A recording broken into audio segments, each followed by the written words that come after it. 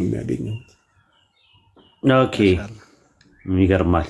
አንድ ቀን ተገናኝተን ከበፊት ጀምሮ በነገራችን ላይ እንደሰለምኩ አካባቢ በጣም ምጠላው የነበረው ኡስታዝ ሰላት ነበር። በነገራችን ላይ የምታውቁ ከሆነ አላውቅም፣ በጣም ነው ምጠላው። ይህ ሀሜተኛ ምናምን እያልኩኝ ስንት ነገር በቃ አልነበር። ምን አይነት ሀሜተኛ ነው፣ ኬት ነው ፈቶ የለቀቁት ምናምን ነገር እንደው አላህ ያጥፈውላ ምናምን ብዬ ዱዓውላ አድርጌ ነበር። እና በኋላ ላይ የሆነ ሰዓት ላይ ነው ሲገባኝ ነገሮች ሲገባኝ የመንሃጅ ጉዳይ የአቂዳ ጉዳይ ምናምን ሲገባኝ የሽርክያት የሆኑ ነገሮች ቢዳ ምንድን ነው ምናምን የሚለውን ነገር ጥልና ጥንፍፍ አድርጌ እየተረዳው ስመጣ ወይኔ ያልኩኝ ምንድን ነው ምናምን ያልኩኝ። እና እንደው ማለት ያኔ ባለማወቅ የተነሳ ነው። ለነገሩ ከሰው ጋር አይደለም በልቤ ነበር ምጠላ የነበረውና ምናልባት በልብ መጥላትም እንደው ሐራም ከሆነ ላላ ብላ አፉ በለኝ። ይኸው ዛሬ በዙ ፊት ነው ይቅርታ የምጠይቀው ሀቅን ነክቼ ከሆነ። እህቶች ከዚህ በፊትም ቀድሜ ተናግሬ ያለው የሰው ልጅ ለማያውቀው ነገር ባይተዋር ነው። አንድን ነገር ካወቀን በኋላ እልክ ያዘን እንጂ አልሐምዱሊላህ ሁላችንንም ለተውሂድ አላህ ለመራን። ይሄን ተውሂድ የበላይ ማድረግ ነው ከኛ የሚጠበቀው። ምክንያቱም ተውሂድ ነውና እስልምና። ሰዎች በግል ጉዳይ ባላወቁት ጉዳይ ይጠላሉና ሐቁ ግን ሲገለጽላቸው ምንም ያጠላላቸው ነገር ይኖራል። በል እንዲያውም ይዋደዳሉ ጭራሽ። ምክንያቱም ያገናኛቸው እስልምና ብቻና ብቻ ስለሆነ። ከተውሂድ ውጭ የተገናኙ ሰዎች ግን ዛሬ ተዋደናል ቢሉ ነገ አላሁ ሱብሓነሁ ወተዓላ ራሱ ይለያያቸዋል። ስለዚህ ከነብሴ ጀምሮ አደራ በተውሂድ። እኔ ደግሞ ሁላችሁንም እናንተ ማፉ በሉኝ፣ ሁላችሁንም ደግሞ አፉ ብያለሁ ለሁል ጊዜው። ኧረ ምንም ያረከው ነገር የለም። እና በኋላ ላይ ነው ሲገባኝ ያለው ነገር። አይ ቲንክ ሐሜት ሐራም ነው በኢስላም። የሰዎችን ስም ማንሳት በሸሪያው ለአምስት ጉዳይ እንደሚፈቀድ ስረዳ ዲንን አደባባይ ላይ ፈሳዱን ያሰራጨ ሰው በውስጥ ተመክሮ አልሰማ ካለ ያው አደባባይ ላይ እርማቱን ካልተቀበለ አደባባይ ላይ መጋለጥ እንዳለበት የሚለው ነገር ካንተን የተማርኩት። ሌሎችንም ኡስታዞች መሻይኮቹ በውጭ ዓለም ያሉት ሳውዲ ያሉ መሻይኮቹ ምናምን ነገር ፈተዋቸውን ስሰማ ምናምን ነገር ቀለጥን አለንና በኋላ ላይ መጨረሻ ላይ ጓደኛ አለኝ ኡስታዝ ቃላሚን የሚባል ምናልባት ታውቀዋለህ አንተ። ከአንተ ጋር በጣም ትቀራረባላችሁ። አዲስ አበባ በቃ 2-3 ጊዜ በላይ ተገናኝተናል።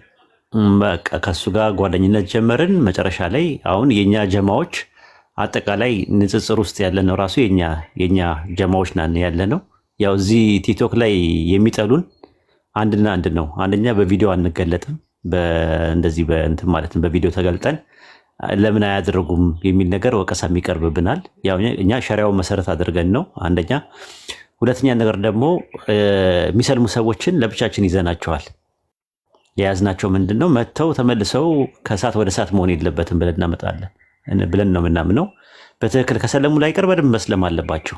በቃ አለቀ። ይሄ አቋማችን ነው። ለብቻችን የራሳችን ጀማዎች አሉን። ሲሰልሙ እንደሰለሙ ዲናቸው ላይ ፎከስ እንዲያደርጉ እናያለን። እንዲገላለጡ አንፈልግም። በአካል የዛሬ 3 ዓመት 4 ዓመት ያጋጠመኝ ነገር ያስደነግጣል። ሰለምቴዎች ናቸው ተብሎ ላገኛቸው ሄጄ ሱሪ አድርገዋል። በጣም የሚገርማቸው አበላሽተዋቸው ማለት ነው። ሱሪ አድርገው ከስር ነው የመጡት። ከዛ በኋላ ሆቴል ውስጥ ነው አጋጣሚ እንደዚህ በጀማ የቀጠርኳቸው የነበረው። ኢቭን እንኳን ሊጨብጡኝ ሁላ ነበር ረስተውት ልምድ ሆነባቸው ማለት ነው። በዚህ ደረጃ ልጆች ተበላሽተዋል፣ ሰለምቴዎቹ ራሱ። ያ ነገር ሲገባን ነው ለብቻው ጀማ መፍጠርና ማስተማር እንዳለብን በደንብ እስልምና ማወቅ አለባቸው ሰዎች ብለን ያሰብነው ማለት ነው። እና ከዛ አንጻር ነው አቂዳ በጣም ወሳኝ ነገር ነው፣ አንደራደርበትም። የግል ጉዳይ አይደለም።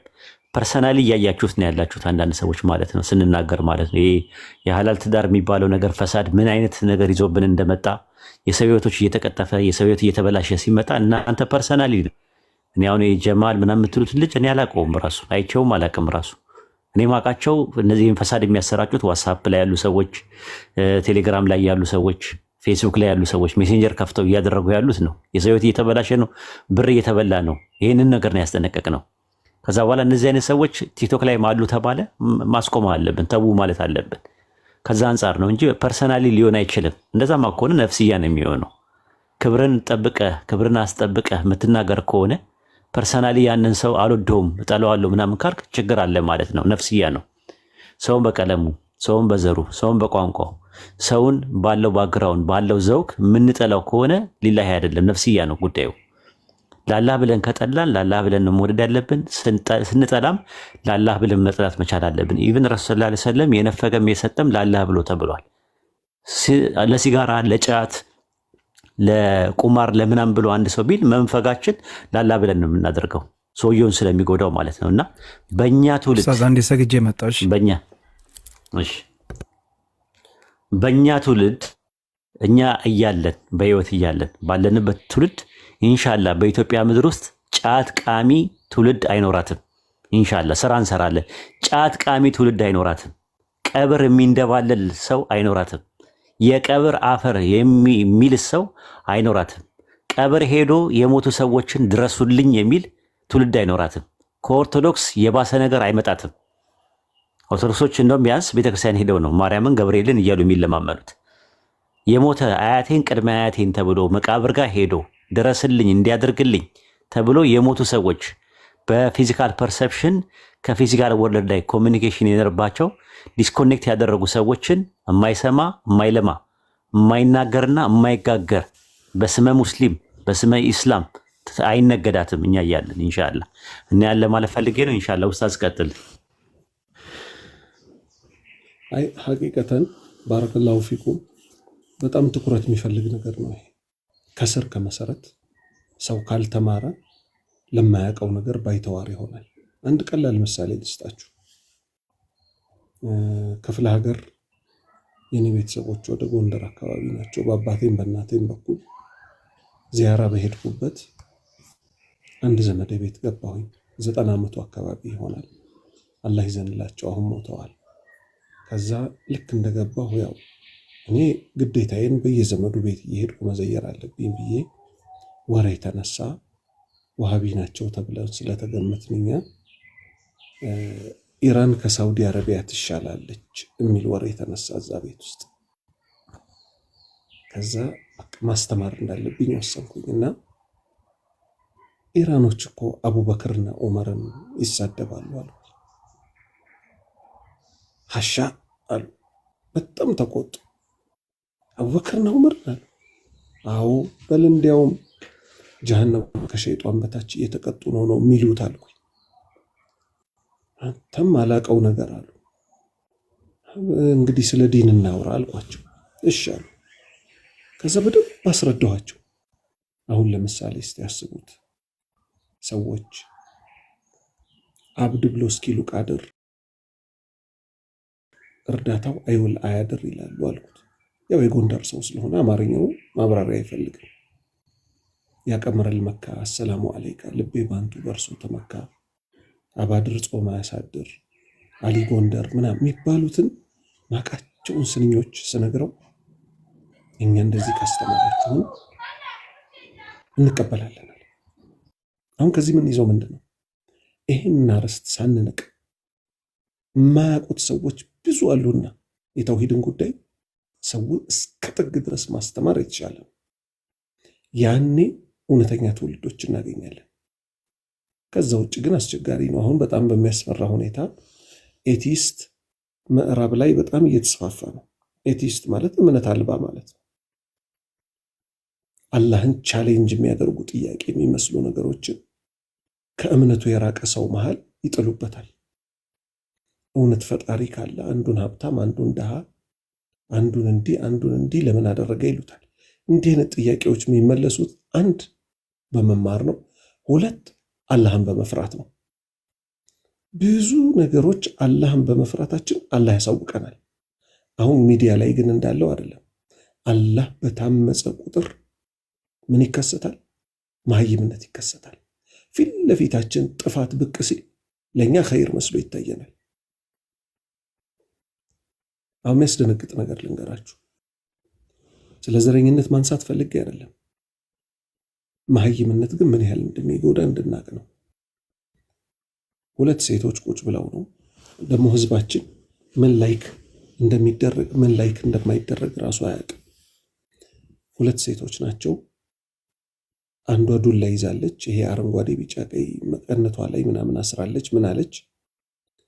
አማራ ክልል ላይ እኔን የሚያገባኝ ሙስሊም ወንድ ባጣ ቪዲዮ አለኝ፣ ዳውንሎድ አድርጌ ይዣለሁ። ያለ ማስረጃ አላወራም። አማራ ክልል ላይ እኔን የሚያገባኝ ሙስሊም ወንድ ባጣ ኦሮሚያ ክልል ሄጄ የነ አህመዲን ጀበልን የነ ምናምንን ተከታይ የሆነ ኦሮሞ አላገባም። አማራ ክልል ላይ ተመልሼ ኦርቶዶክስ እምነት ተከታይ የሆኑትን እነሱን አገባለሁ አለች። ተመልከቱ እንግዲህ ተመልከቱ፣ የመሀይምነት ጥግ አያችሁ አይደለ? 5000 ላይክ ምናምን ተሰጥቷታል። እዛው ውስጥ የኛ አዳማቂዎች አሉ፣ ሙስሊም ተብዬ ማለት ነው። ላይክ የሚደረግና ማይደረግ አናውቅም ወይ? ሌላው ይመጣል። ኦሮሞ ነው ደግሞ እሱ ምን አለ? እኔ የሚከተለውን ነገር አቀርባለሁ አለ። ምን? እኔ ሙስሊም ነኝ፣ ከሙስሊምም በላይ ኦሮሞ ነኝ አለ። እጁን እያሳየ ምልክት ከአንድ ሙስሊም ሆኖ ኦሮሞ ካልሆነና ኦሮሞ ሆኖ ዋቄ ፈታ እምነት ተከታይ ወይ ኦርቶዶክስ እምነት ተከታይ ማን ይበልጣል ብላችሁ ብትጠይቁኝ ኦሮሞ ሆኖ ኦርቶዶክስና ዋቄ ፈታ ተከታይ የሆነ ይበልጥብኛል አለ። አትከፉ፣ ምክንያቱም ኢትስ ኢን ማይ ብለድ ደሜ ውስጥ ነው ያለው አለ። ሌላው ደግሞ ይመጣል። እምነት መቀየር ይቻላል፣ ዘር እኮ አይቀየርም፣ በዘሬማ አትምጡብኝ ይላል። ቅርብ ቀን ደግሞ ሰይዶ የሚባለው ሚዲያ ላይ ፈሳድ የሚያስፋፋ ወጣት እንዳለ ይታወቃል። ሴቶች እየጠራ በጠረባ ያነጥፋቸዋል አይደለ? አንዷን የባሌ ልጅ፣ ባሌ የሚባል ኦሮሚያ ላይ ያለ አገር አለ፣ የዛ ልጅ መሆኗ ነው እንግዲህ። የናዝሬት ልጅ ደግሞ ይጠይቃታል። የአዳማውም ልጅ ኦሮሞ ነው፣ እሷም ኦሮሞ ናት። ሰይዶ ጉራጌ ነው እንግዲህ። ያስቡት እንግዲህ አሁን ሳይታሰብ ሌላ ጣጣ ውስጥ ተገብቶ ማለት ነው። አንቺ እንዴት ነው ሰይዶ በጠረባ ሲመታሽ ምናምን ሰው ተከፍቷል ምናምን ስትባል አሁን እዚች ጋር ያለችዋን ነጥብ ነው እንድናሰምርባት የምፈልገው። ምን ትላለች? ይቅርታ አድርጉልኝ ቤተሰቦቼ ትላለች። ወላጅነትና አባቷን እኮ አይደለም፣ ይሄ ሚዲያ ላይ ቤተሰቤ የሚሉት ነገር አምጥተዋል። ለሚዲያ ሰው ስንል አይደለ ነብሳችንን እየሸጥን ያለ ነው። አላህ ይዘንልንና ምን አለች? ከአንድ የባሌ ሴት አይጠበቅም እንደ ሙስሊምነቴም አለች።